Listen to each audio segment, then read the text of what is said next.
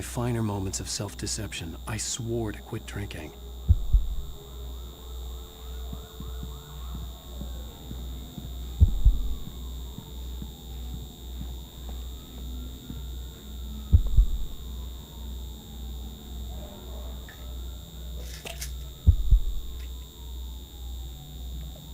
The pills worked fast.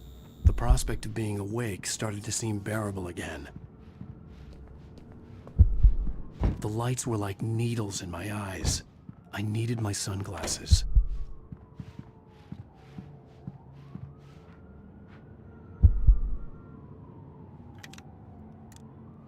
The sunglasses made the world look bearable. Now I could keep my eyes open without feeling like a vampire in the sun. There was a message waiting for me on the machine.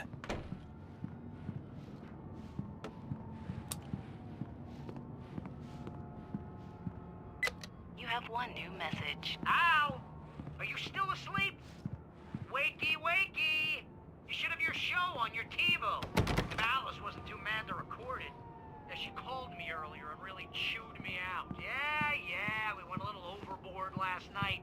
But parties are a part of this business. Al, look, I'm saying this as your friend.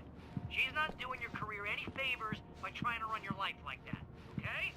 I'll talk to you later, Al. Watch the show.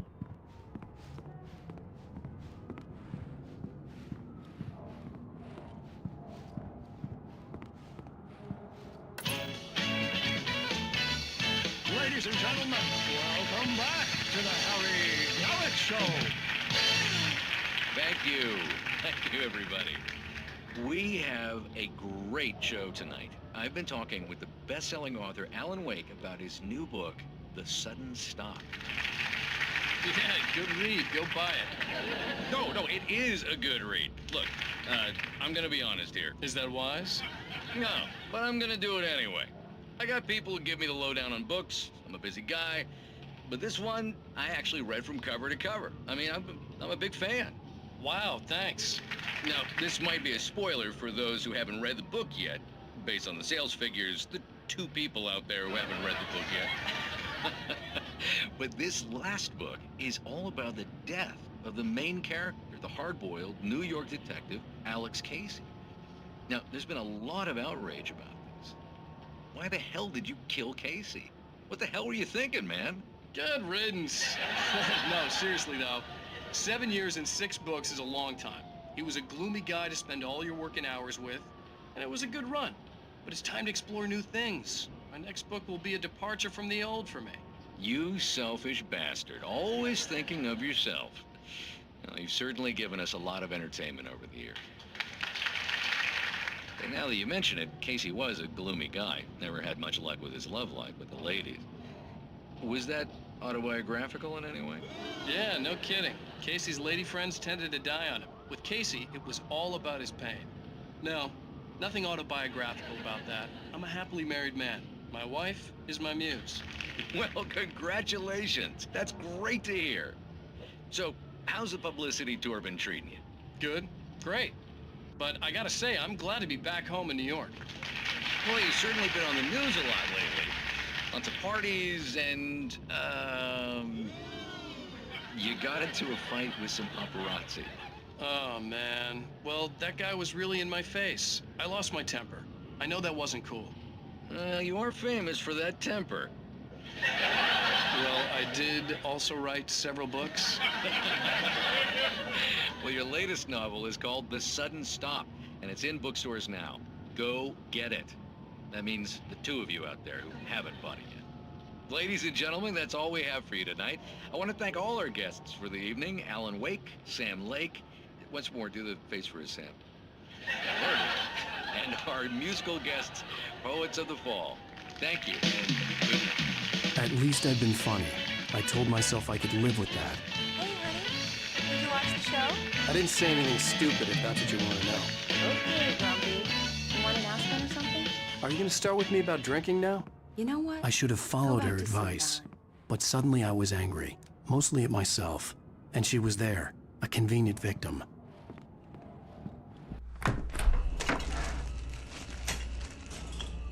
What? Now you can't even talk to me? Well, this morning I was angry because you said you'd be home at midnight and you showed up at 7 a.m. and passed out in mid-sentence.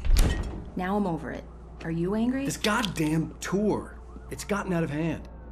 Oh, honey. It's almost over, right? We can get back to normal. Then you can start writing again. I'm sorry, honey. Alan, you're not thinking straight. Just take a shower and go back to bed, huh? Yeah, you're right, honey. I'm sorry. Once this is over, let's go away together. A vacation. Just you and me. Some peace and quiet.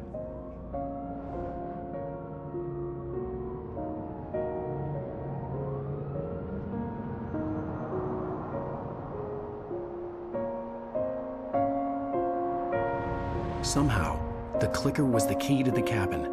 I had to return to Cauldron Lake to save Alice.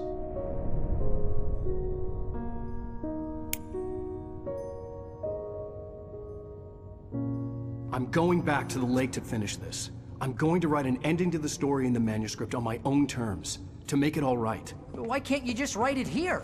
The last page is still in the typewriter. I need to read it first. Everything needs to be just right. Zane tried to cut some corners, and it didn't end well. Okay, ready when you are. I'm sorry, Sarah, but I need to do this alone. Barry, take her gun. Miss Weaver, close the door when I leave.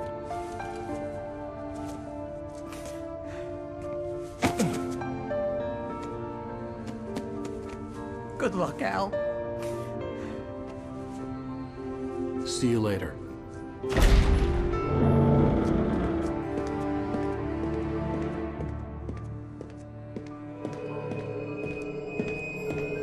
When I got out, it was warm and sunny. I'd flicked the switch of the clicker. Had it done this? I didn't stop to question it. I had to take advantage of the sunlight to get to the lake. On Zane's page, I'd stood on the rim of Cauldron Lake, about to use the clicker. That's where I was headed.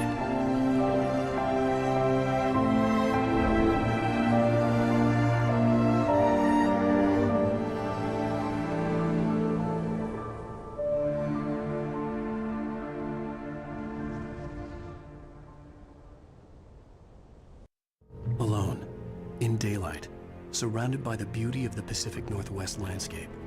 It was hard not to let doubt creep in one last time. I could still chalk everything up to a dream, a delusion.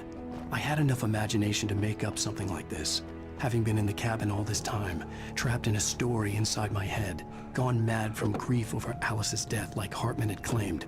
There would be no way of knowing. I told myself it didn't really matter. My course was set.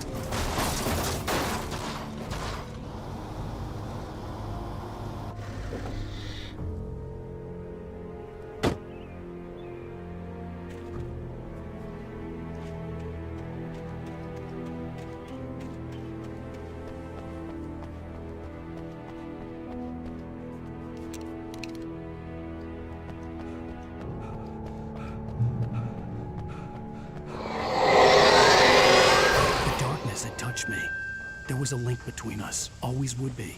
I could feel its presence again, getting closer. I